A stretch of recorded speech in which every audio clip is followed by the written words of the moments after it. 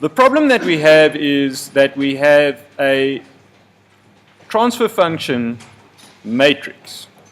And I specifically chose this diagonal off diagonal shape because that is approximately what these transfer functions actually look like. I have a transfer function that is set up in this way, right? So the problem says, here is a transfer function that describes your temperature control lab, right? It's described in this way where I have a vector of t's, and so this, effectively, if I wrote that out longhand, I would write out t1, t2 is equal to this g times q1, q2. So that's just the vector matrix notation for the transfer function version of this model. I've taken the 4 different effects, one for every q multiplied by one for every t, right? So there's an effect of q1 on t1 and t2. There's an effect of q2 on t1 and t2. Altogether, we have 4 effects. Since these are identical heaters, we expect this kind of symmetric behavior. In other words, that the q associated with the t will have one kind of effect. And the off diagonals, in other words, the other t, so if I change q1, t2 has the side behavior with a slightly smaller gain and a slightly higher order. And that's kind of what we expect. And so the problem tells us, so that's the gain, right, in both of these cases. These transfer functions, so this g1 is the diagonal, so that's the main effect. That's going from q1 to t1 and from q2 to t2. Large gain, second order transfer function. These diagonals, low gain, higher order transfer function. Okay? I tell you, you have tools built into SciPy that will automate the process of converting each of these scalar transfer functions into the state space form. Okay, so effectively what I'm saying is, imagine you have the magic method that you need to do this conversion. We're trying to get something with the original G, the big G, right, which is now this transfer function matrix, and it has Q going in and T going out. Yeah, so the idea is that the inputs in the scalar world go to the inputs in the outputs in the scalar world in this kind of block diagram connected way. And I have the tools to convert each one of those blocks into a state space description, but I would like to have a combined A, B, C, and D, which has this property. Now the generalized state space, I'm just going to write it here, and the specific thing that we're trying to find is big A, big B, big C, big D, that will do exactly that thing for some set of states, and specifically for the inputs being Q1 and Q2, and then specifically for the outputs being T1 and T2,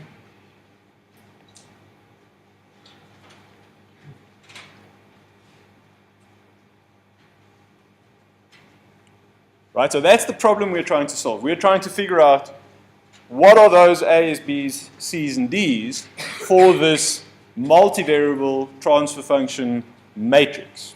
And we've already found that the description for this is A1, B1, C1, and D1, and the description for this is A2, B2, C2, and D2. So in the problem statement it says we've done this already. Clue. I say it is possible to do this construction to actually combine these transfer functions from their state space descriptions by doing no special math, right?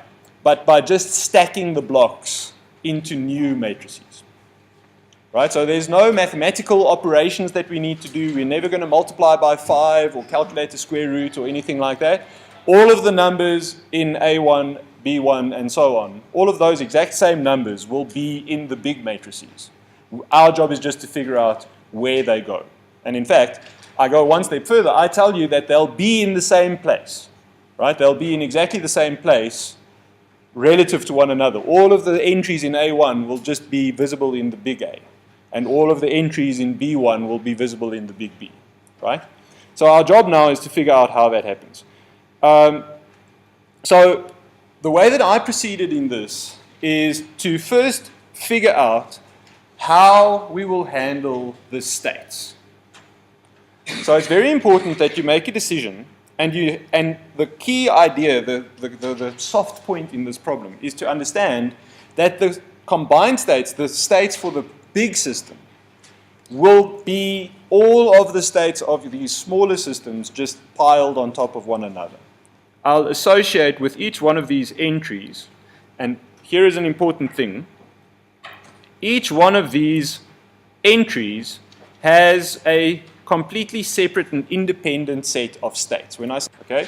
And so I'm just going to use kind of matrix-like notation for this. So I'll say that the x for G for that top left, I'll call that x11. I'll call that x12. I'll call this x21, and I'll call this x22. So it's just normal matrix notation, row column. Right?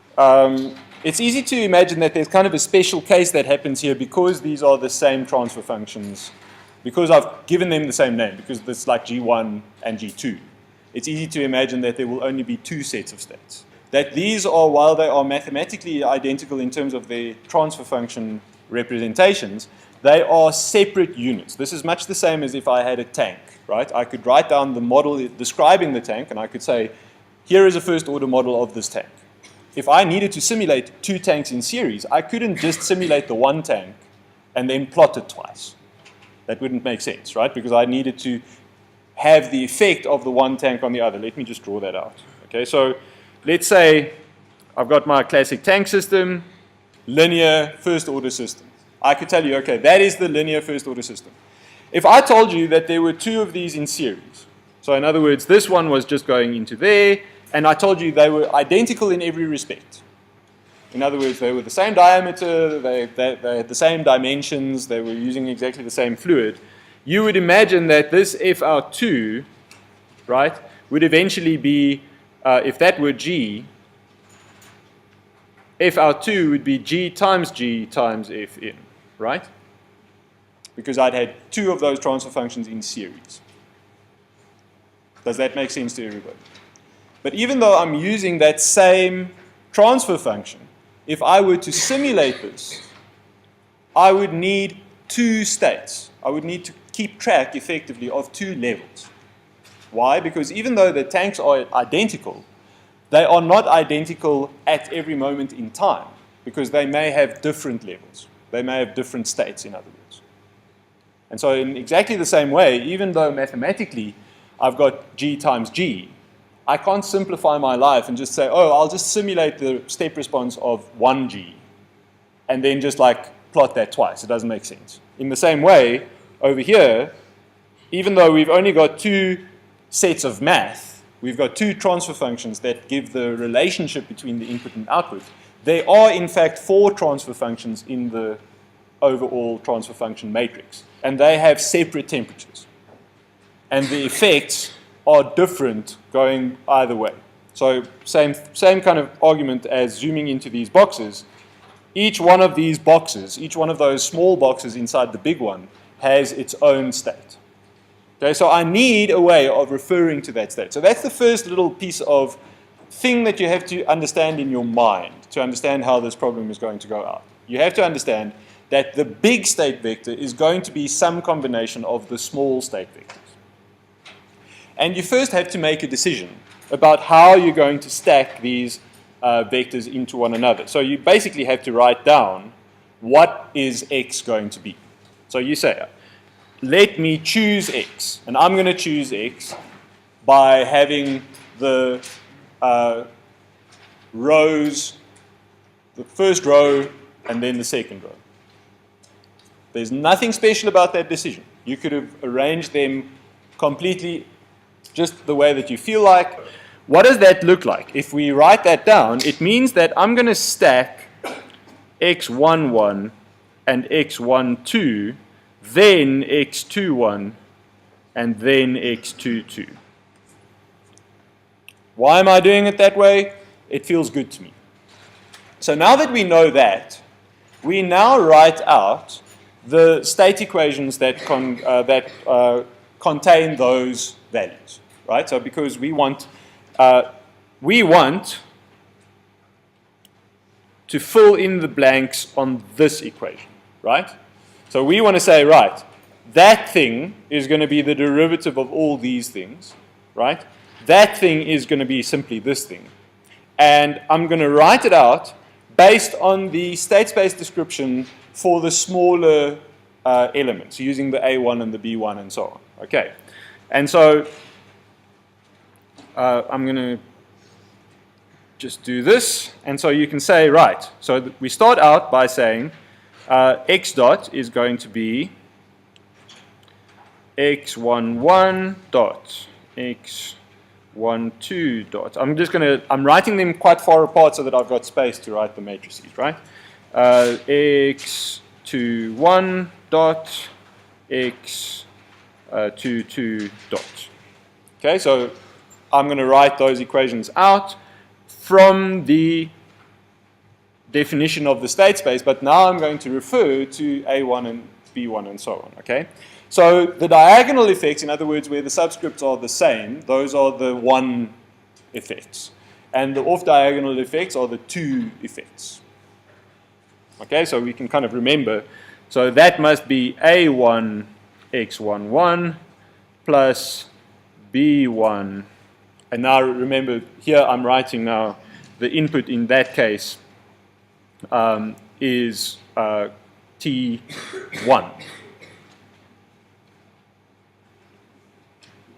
Q1. Right? And we can follow the same pattern, but now this is going to be 2.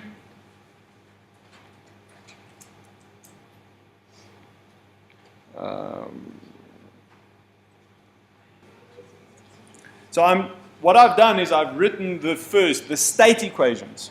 And so this is, in other words, the equations describing the evolution of the state. When I say the evolution of the state, I mean we have derivatives of the state that are described by this particular equation.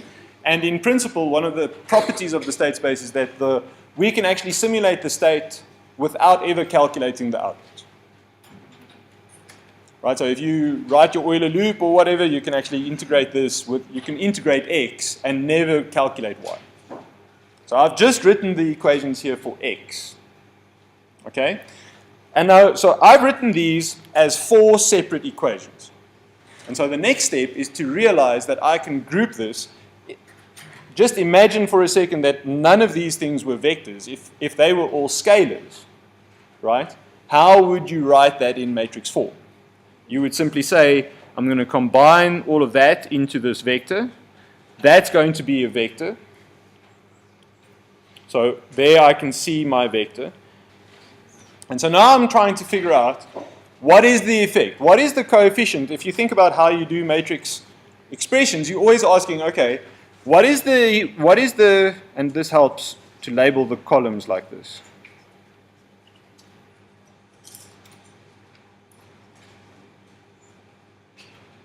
Until you get good at seeing the little animation in your head, right?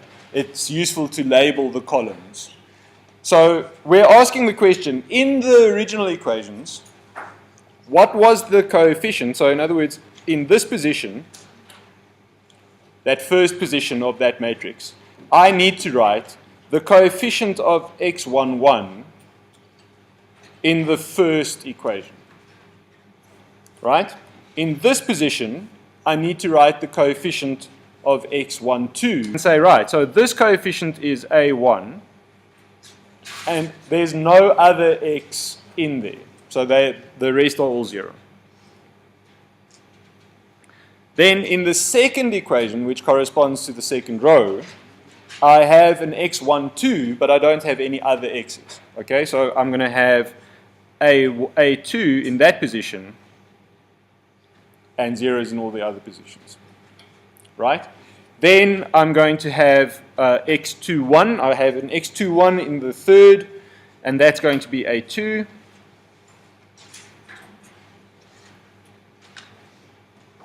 And then the last one is going to be a1.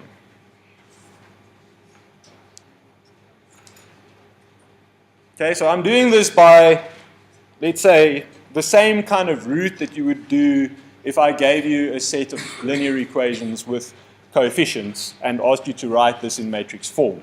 It's exactly the same pattern. It's, in terms of the job that I'm doing, it's immaterial that these things are actually matrices.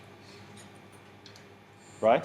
And when we do this kind of stacking, what we usually do is we assume that if I write something like a 0 or a 1 or a constant, that will expand to fill the space allocated to it in that area. Okay, so basically we've got the A's stacked diagonally like this, but now let's think about the B's. And remember that this thing must conceptually have only two columns, right? It will have a column associated with Q1 and a column associated with Q2. And so therefore it's obvious at this point, once we've written those labels, that we won't have a diagonal B. Right? The B will be tall and not wide. Right? So it'll be taller than it is wide. And so now we go exactly the same thing. By now I think it should be pretty obvious what I'm doing. We look at that first equation. Remember, the rows of each one of these matrices correspond with one of those equations that I wrote up there. And so now I can very quickly fill this in, because now I can see, right, that's going to be 1, that's going to be B1, and the Q2 effect is B2, and then this one is going to be B2, and this one is going to be B1. Yeah, there you go. Now is big A, and this is big B. Now please note, these matrices do not make sense if you do not also tell me what the order is in which you have placed your states. Because they could be different, right? This particular stacking of A's corresponds to the choice that I made of how I would stack the X's into my big X. If I stack the small x's differently into my big X, I would end up with a different permutation, or just like a different shuffling of this matrix. So it wouldn't be the same. That's the big point, okay? But definitely the thing that I said in the handout is true, that these are the same. Each one of those matrices are visible in the big matrix, just in exactly an unaltered form, all the same numbers. Okay, so let's do the last bit. The last bit now is, again, in the general state space form, we have y is equal to cx plus d, and again, the u part here is going to be q1 and q2, right? And I'm going to actually fill this in as though d were non-zero, but you may have noticed that for the kinds of systems that we have here, if you did the state space conversion, you would have noticed that D is actually 0. Effectively, the effect of the inputs on the outputs go completely through the states in this particular case. But, and of course, Y we need to now choose. I think the obvious version of this is to say Y is T1, T2. And so there's a little bit of a trickery going on here, which is important, okay? Because now we have to say, actually, the effect on T1 is the sum of two different effects, right? How do I know this? If I go back to my smaller block diagrams, right, I can see that Q1, or that the T1 effect is the sum. T1 is that effect plus that effect, right? And so we can see that T1 will have a sum effect. I'll have the equations dedicated to the 1, 1 block I'll also have the equations dedicated to the 1, 2 block. So I'll have both of those Q's taking part in this equation. So if I take this from the original state space, effectively what I can do, or the combined effect, I think probably it's the easiest if I write it exactly the way that I did here. There will be kind of a partial T1 effect and a partial T2 effect, which I'll just call T11 and so on, which is basically, we're going to use the same notation as I had for the x's, right? So there'll be an effect local to that one block, and then the effect on T1 will be T12 plus T11. And so how does that work out? It works out that T11 is equal to C1. And now we're going to say this. Right? And so now we're going to actually stack that. Now we're going to stack the C's.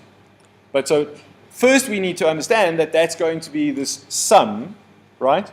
And so the C matrix is actually going to include C1 and C2 on the same row.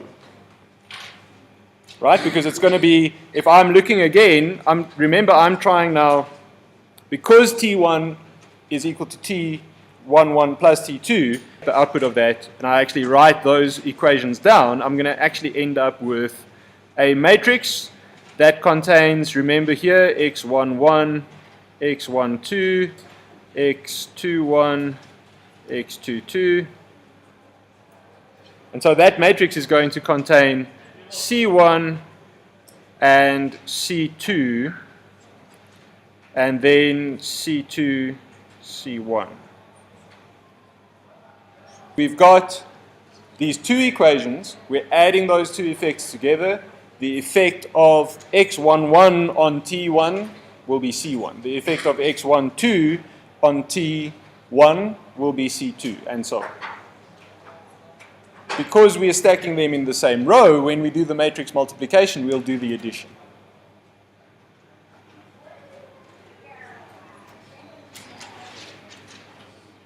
And so this is effectively exactly the operation that I would expect. So effectively, you can imagine doing this with scalars only, and you wouldn't make any mistakes, as long as you didn't kind of swap the direction in which these go. So that's the C matrix. That would be multiplied by X, and we have the D matrix, which would be multiplied by Q1 and Q2. And now here, we can expect that D is going to be effectively 2 by 2, because we're going to have two output temperatures, we're going to have two Qs, and here we can clearly see that the coefficient of, remember if I label the rows or the columns like this, the effect on T1 of Q1 is D1. The effect on T2 of Q2 is D1. And we end up with the D matrix in that fashion.